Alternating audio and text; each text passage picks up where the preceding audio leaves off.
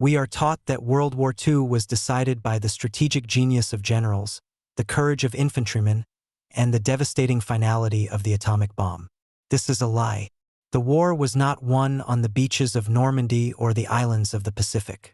It was decided years earlier, in a battle that saw very little glory and almost no headlines. The Axis powers believed they could defeat the United States because they calculated the war based on the number of battleships and soldiers available in 1941.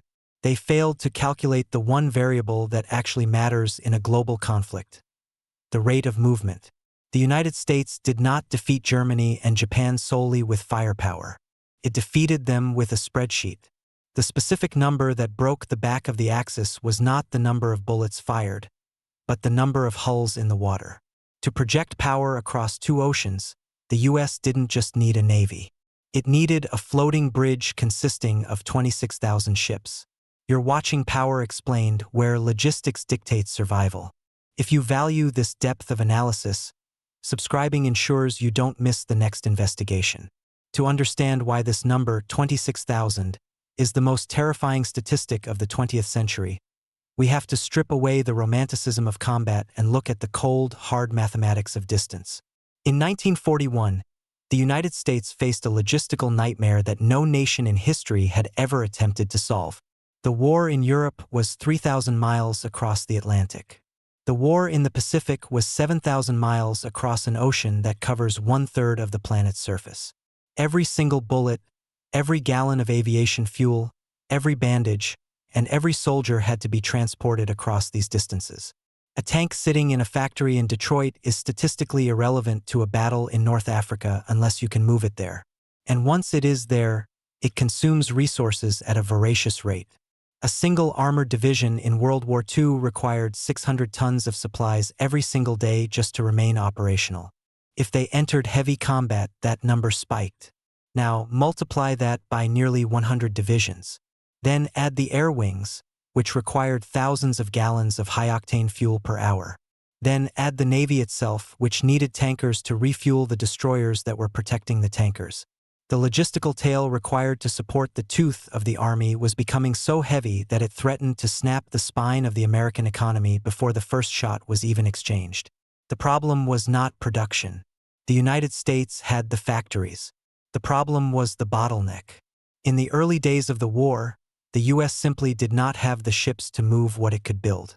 The pre-war merchant fleet was a collection of rusting relics from the First World War, slow, inefficient, and entirely unsuited for the synchronized chaos of modern amphibious warfare. To make matters worse, the enemy understood this bottleneck better than the Allies did. Germany's strategy in the Atlantic was not to defeat the American Navy in a pitched battle. Their goal was economic strangulation. Admiral Karl Donitz, the commander of the German U-boat fleet, had calculated the tonnage war down to a precise science. He didn't care about sinking warships. He wanted to sink merchant vessels. His logic was ruthless and mathematically sound. If his U-boats could sink ships faster than the Allies could build them, Britain would starve, and the American war machine would remain stuck on the docks of the East Coast. For the first half of 1942, Donitz's math was winning. During the period known to U-boat crews as the Second Happy Time, German submarines hunted with near impunity off the American coast. They sat outside New York Harbor and the Gulf of Mexico, silhouetted against the glow of city lights that Americans hadn't yet learned to black out, and they torpedoed tankers at will. The carnage was unsustainable. In a single month, the Allies were losing hundreds of thousands of tons of shipping capacity. The ocean floor was being paved with aluminum, rubber, and steel. The United States was bleeding out. The greatest industrial power on Earth was being rendered impotent because it could not bridge the gap between production and the front line. The crisis forced a complete reimagining of what a ship was supposed to be. Before this moment, shipbuilding was a craft. It was the domain of skilled laborers who treated every vessel as a unique project, laying keels, riveting steel plates by hand, and fitting out interiors with custom carpentry. A single cargo ship took months, sometimes a year, to complete. The war did not offer the luxury of months.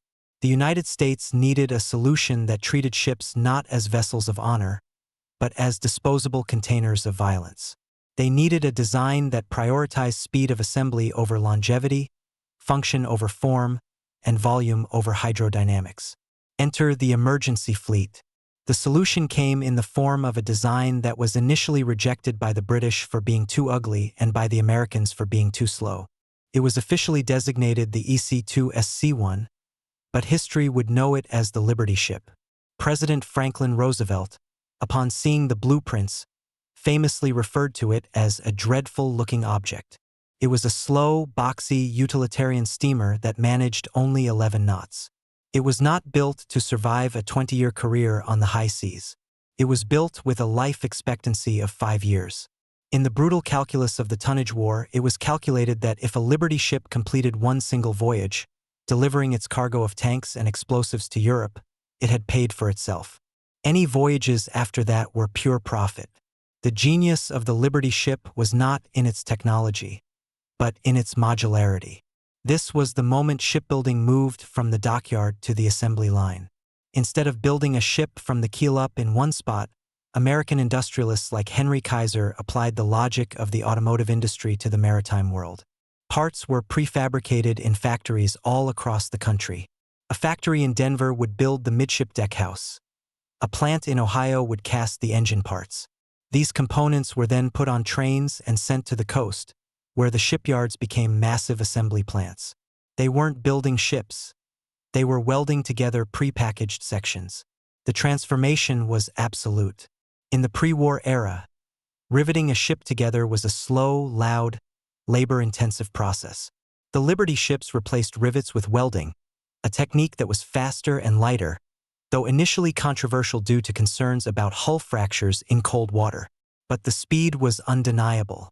The first Liberty ship, the SS Patrick Henry, took 244 days to build. That was considered fast. But as the system refined itself, as the logic of mass production took hold, that number began to freefall. It dropped to 100 days, then 70, then 40. In a publicity stunt that demonstrated the terrifying capability of American industry, the SS Robert E. Peary was laid down on a Sunday and launched the following Thursday. For days, 15 hours, and 29 minutes. While this was a propaganda record, the average construction time eventually settled around 42 days. This was the turning point of the war, though few recognized it at the time. The moment the United States could build ships faster than the German wolfpacks could sink them, the Axis lost the initiative. The mathematical inevitability of defeat had begun to set in.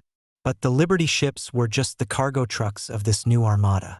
The 26,000 ship figure required to win the war included a fleet of specialized vessels that had never existed before.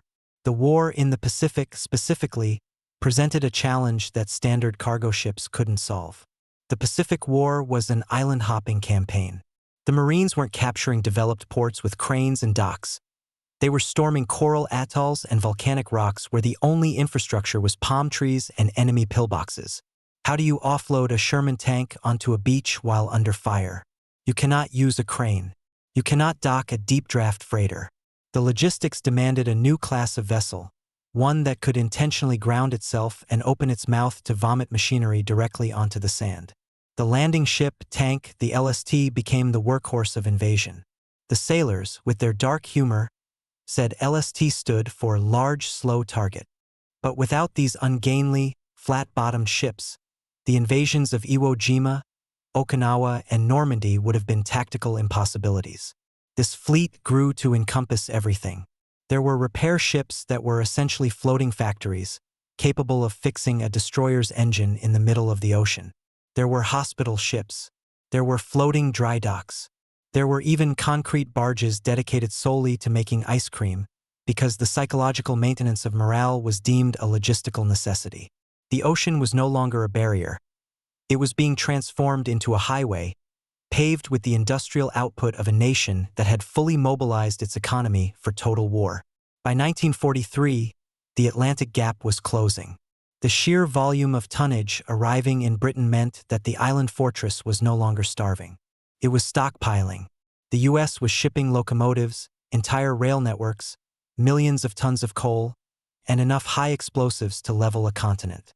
The power dynamic had shifted. The Axis powers were fighting a war of limited resources, scavenging for fuel and steel, while the Allies were fighting a war of surplus. But the creation of this fleet was only half the battle. The ships had to be crewed, and this exposed a human crisis that was just as severe as the industrial one. The Navy had the glory, but the Merchant Marine had the highest casualty rate of any service branch. These were civilians, some too old for the draft, some too young, some rejected by the military for medical reasons, who signed on to these slow, unarmed targets to sail through waters infested with submarines. Their war was not one of attacking, but of enduring. They sat on top of thousands of tons of aviation fuel, knowing that a single torpedo would not just sink them, but vaporize them. This human element of the logistical chain is often overlooked, but without the civilian mariners willing to staff the 26,000 ships, the tanks would have rusted on the piers in New Jersey. The system relied on a symbiotic relationship between the military escort and the civilian transport, a convoy system that turned the lonely, terrifying expanse of the Atlantic into a disciplined, moving grid of iron and oil. As the war dragged on, the nature of the ships evolved. The Liberty ships, for all their success, were slow. They were sitting ducks. The logistics planners realized that to truly dominate the supply lines, they needed speed. They needed a ship that could outrun a submarine on the surface. This realization birthed the Victory ship, a faster, stronger, slightly larger evolution of the Liberty. The introduction of the Victory ship signaled that the crisis phase was over. The United States was no longer just trying to survive the attrition. It was optimizing the kill chain. The scale of this operation is difficult to visualize.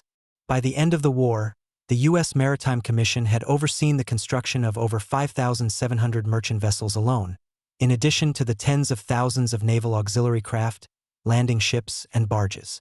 The tonnage is staggering. In 1939, the total U.S. merchant fleet was roughly 10 million deadweight tons. By 1945, despite losing hundreds of ships to enemy action, that fleet had grown to over 50 million tons. The United States owned 2/3 of all the shipping tonnage in the world. This was the hidden power. This was the mechanism of victory. While the newsreels focused on the flag raisings and the dogfights, the war was being won by the harbor masters and the loading crane operators who ensured that for every shell fired by an American tank, there were another 100 waiting in the hold of a ship just offshore. The Axis powers collapsed not because they lacked brave soldiers or advanced weapons.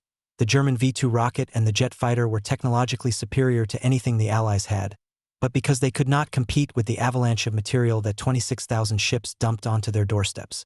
They were buried under the weight of American logistics. But realize this, the vast majority of those 26,000 ships were built with a terrifying expiration date in mind. They were designed to be sunk. The American strategy was not to build invincible ships, but to build them faster than the enemy could destroy them. It was a calculus of cold, industrial attrition where the lives of crews and the steel of hulls were merely variables in an equation of mass production. The Axis powers were fighting a war of tactical brilliance. The United States was fighting a war of disposable assets. This philosophy birthed the Liberty ship, the backbone of this logistical leviathan. President Roosevelt called them dreadful-looking objects, and Time magazine dubbed them ugly ducklings. But they were the single most important weapon of the war. They were slow, armed only with a few deck guns, and welded together with a haste that sometimes caused them to snap in half in cold water. Yet, they were the physical manifestation of American industrial rage. Consider the sheer violence of the production schedule. In 1941, it took about 244 days to build one cargo ship. By 1944, American shipyards had compressed that timeline into a physics-defying 42 days. In a publicity stunt that terrified German intelligence, the shipyard of Henry Kaiser assembled the SS Robert E. Peary in just 4 days, 15 hours, and 29 minutes. The paint was still wet when she launched. This wasn't just manufacturing. It was a psychological weapon. When a U-boat commander returned to port after a successful patrol, having sunk 5 Allied ships, he would learn that in the time he was at sea, American shipyards had launched 15 more. It rendered the concept of victory mathematically impossible for the Axis. But building the ships was only the first variable. The true genius lay in the fleet train, a concept that revolutionized naval warfare and turn the Pacific Ocean into an American lake. In previous wars, a fleet had to return to a friendly port to refuel and rearm, tethering its range to the distance of its fuel tanks. The U.S. Navy severed that tether. They built a floating infrastructure service squadrons that moved with the combat fleet. Imagine a city that follows an army. We are talking about mobile dry docks large enough to lift a battleship out of the water for repairs in the middle of the ocean. We are talking about ammunition ships transferring thousands of tons of high explosives to aircraft carriers while both ships steamed at 12 knots through heavy swells. This was the invention of underway replenishment, a logistical ballet that allowed the U.S. Navy to stay at sea for months at a time, relentlessly pounding Japanese positions without ever retreating to Pearl Harbor. The Japanese Navy, by contrast, was forced to conserve fuel, often keeping their battleships in port while American carriers roamed with impunity.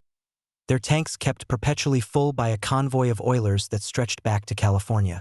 If you find this analysis of hidden industrial warfare valuable and want to support more deep dives into the mechanics behind history's biggest conflicts, a like on this video goes a long way. The ultimate flex of this logistical dominance, however, was not the ammunition or the fuel. It was the ice cream. This detail sounds trivial, but it is perhaps the most devastating proof of the power gap between the combatants. While Japanese soldiers on Pacific Islands were starving, surviving on roots and suffering from malnutrition, the U.S. Navy commissioned a concrete barge, specifically the BRL, dedicated entirely to manufacturing ice cream. It churned out 1,500 gallons every shift, floating in the humid tropics, delivering frozen treats to destroyers and cruisers. This was a weapon of morale. It sent a message to every sailor in the fleet. Our system is so powerful, so overflowing with capacity, that we can afford to ship refrigeration units and dairy across 10,000 miles of hostile ocean just to give you a dessert. To the starving enemy watching through binoculars, realizing the Americans had dedicated ships to luxury while they couldn't even ship rice, the psychological blow was heavier than any bomb. It signaled that the U.S. wasn't just winning. It was operating in a different dimension of reality. Yet, we must be careful not to romanticize this as purely a triumph of machines. The human cost of operating these 26,000 ships was staggering and often erased from the history books. The merchant mariners, civilians who crewed the Liberty ships and tankers, suffered a higher casualty rate than any branch of the U.S. military, including the Marine Corps. 1 in every 26 mariners died. They were the favorite targets of the wolf packs. A tanker carrying high-octane aviation fuel wasn't just a ship. It was a floating bomb waiting for a single torpedo to turn it into a crematorium. These crews sailed with no armor, often with no escort, into the pitch-black freezing waters of the North Atlantic. They knew that if their ship was struck, they had minutes, sometimes seconds, before the cargo ignited or the ship broke its back. And unlike the Navy sailors, if a merchant mariner's ship was torpedoed and he survived, his pay stopped the moment the ship went under. They were civilians volunteering to sail through hell, keeping the arteries of the war open while bleeding out in silence. This blood sacrifice fueled the Red Ball Express of the ocean. The coordination required to manage this flow was pre-computational algorithmic warfare. Thousands of clerks in windowless rooms in Washington and San Francisco tracked millions of individual items, from tank treads to penicillin vials, routing them through a global network of depots and harbors. They had to predict what an army would need 6 months in the future. If they calculated wrong, an offensive in France would stall for lack of fuel, or a hospital in the Philippines would run out of blood plasma. The complexity was fractal. It wasn't just about sending a tank. It was about sending the tank, the specific wrench needed to fix the tank's engine, the grease for the treads, the ammunition for the main gun, and the food for the crew.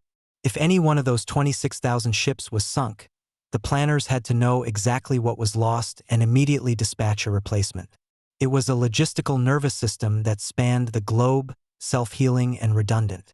The Axis powers, particularly Germany, mocked the Americans for being materialists, obsessed with equipment rather than the warrior spirit. They believed that fighting spirit and racial purity would overcome mass production. They were wrong. The 26,000 ships proved that in modern war, the warrior spirit dies without ammunition, and racial purity offers no protection against a creeping barrage supplied by an endless convoy.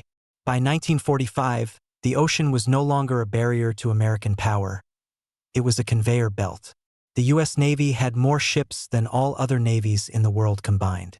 They had turned the art of war into a matter of delivery schedules. And as the Allies prepared for the final invasions, this floating bridge of steel ensured that the outcome was not a matter of if, but when. The collapse of the Axis was not a sudden event.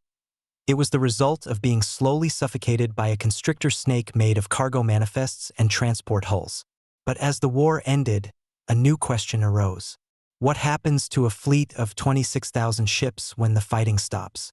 The dismantling of this armada would prove to be almost as complex as its creation, and the legacy of this logistical empire would shape the global economy for the next century. The shipping container, the global trade routes, the very concept of globalization, all of it was born in the holds of these Liberty ships. The war machine didn't just win the conflict. It built the modern world. You assume victory meant this fleet was preserved as a monument to American power. The truth is, the United States destroyed its own maritime dominance faster than the Axis powers ever could. Within months of the Japanese surrender, the greatest armada in human history wasn't celebrated. It was marked for death. The industrial Leviathan that had churned out 3 ships a day suddenly faced a new, terrifying mathematical problem. What do you do with 26,000 vessels when the world no longer needs saving? The answer was a brutal exercise in economic cannibalism that saw the dismantling of American shipyard capacity. A dismantling so thorough that today, the U.S. cannot even replicate 1% of the logistical power it possessed in 1945. The immediate aftermath of the surrender created a logistical inversion known as Operation Magic Carpet. The same system that had spent 4 years pumping millions of men and mountains of steel into Europe and the Pacific was suddenly thrown into reverse. This was not merely a transport mission. It was a crisis of flow. 8 million personnel were scattered across the globe, stranded on atolls, occupying ruined cities, and waiting on jungle airstrips. The political pressure to bring them home was volcanic. The Navy responded by converting combat vessels into floating buses. Aircraft carriers, designed to launch hellfire upon enemy fleets, were stripped of their planes and filled with bunks. Battleships that had leveled islands were packed with weary infantrymen sleeping in corridors. It was the final triumph of the logistical mind. The U.S. Navy moved millions of people across oceans in a matter of months, a feat of personnel management that has never been equaled. But as the troops stepped onto American soil, the ships they arrived on were immediately rendered obsolete. The strategic calculation had shifted. The United States was no longer a combatant. It was now the architect of a new global order, and that order did not require thousands of Liberty ships. It required economic integration. The disposal of the fleet was as industrial as its creation. Thousands of vessels were sold to foreign nations to jumpstart their shattered economies. Thousands more were mothballed, towed into quiet backwaters like Sassoon Bay in California or the James River in Virginia, formed into long, rusting rows known as the National Defense Reserve Fleet. These ghost fleets sat for decades, a silent, oxidizing insurance policy against a World War III that never came. But the vast majority of the tonnage met a sharper end. They were driven onto scrap beaches and cut apart by the very torches that had welded them together. The steel that had stormed the beaches of Normandy and encircled Okinawa was melted down and recycled into the consumer goods of the post-war boom. The cars, refrigerators, and girders of the 1950s were, quite literally, the reincarnated souls of the war fleet. However, a remnant of this logistical empire survived to mutate into something far more powerful than a weapon of war. Enter Malcolm McLean, a trucking magnate who looked at the slow, breakbulk method of unloading these surplus ships and saw inefficiency. He realized that the bottleneck wasn't the ship, it was the cargo. By utilizing the hull designs and the sheer abundance of maritime infrastructure left over from the war, McLean pioneered the intermodal shipping container. This is the hidden lineage of globalization. The standardized shipping container is the direct descendant of the standardization protocols developed to build Liberty ships. The war taught the United States that uniformity is speed, and speed is power. When this military logic was applied to global trade, it collapsed the cost of shipping. Suddenly, it was cheaper to manufacture goods on the other side of the planet and ship them to America than to make them in Detroit. The logistical dominance the U.S. built to defeat fascism inadvertently created the mechanism for outsourcing its own industrial base. The transition from military logistics to commercial logistics was the cornerstone of the Pax Americana. At the Bretton Woods Conference, the United States made a grand bargain with the world. The U.S. Navy would patrol the oceans, guaranteeing the safety of all maritime trade for any nation that aligned with the West. The 26,000 ships had secured the seas, and now the U.S. Navy would police them. This allowed Europe and Asia to rebuild, trading freely across oceans that had previously been zones of death. The global economy as we know it, the ability to buy electronics from Asia and wine from Europe, is a luxury that exists solely because of the surplus security generated by American naval dominance. If you find value in uncovering these hidden industrial architectures that underpin our modern lives, your support helps us continue this research. But there is a dark side to this legacy, one that is rarely discussed in the corridors of power today. In outsourcing the commercial shipbuilding industry to allies in Asia, the United States allowed its domestic shipyards to wither. The specialized knowledge, the vast dry docks, and the armies of skilled welders that performed the miracle of 1943 are gone. Today, China produces more ships in a single month than the United States produces in a year. The logistical muscle that won the Second World War has atrophied to the point of paralysis. This brings us to the terrifying realization of our current geopolitical moment. The United States military is still designed around the assumption of logistical superiority. It assumes it can move armies and sustain fleets anywhere in the world, indefinitely. But the industrial base required to replace losses, to repair damaged carriers, and to surge production in the event of a peer conflict no longer exists. If a modern war were to break out in the Pacific, there are no 2,700 Liberty ships waiting to be built. There is no Kaiser shipyard ready to spin up. The 26,000 ships were a product of a specific industrial moment, a moment where the entire national energy was fused with manufacturing capacity. We have the technology, we have the money, but we have lost the physical capacity to build at scale. The story of the 26,000 ships is not just a history lesson. It is a warning.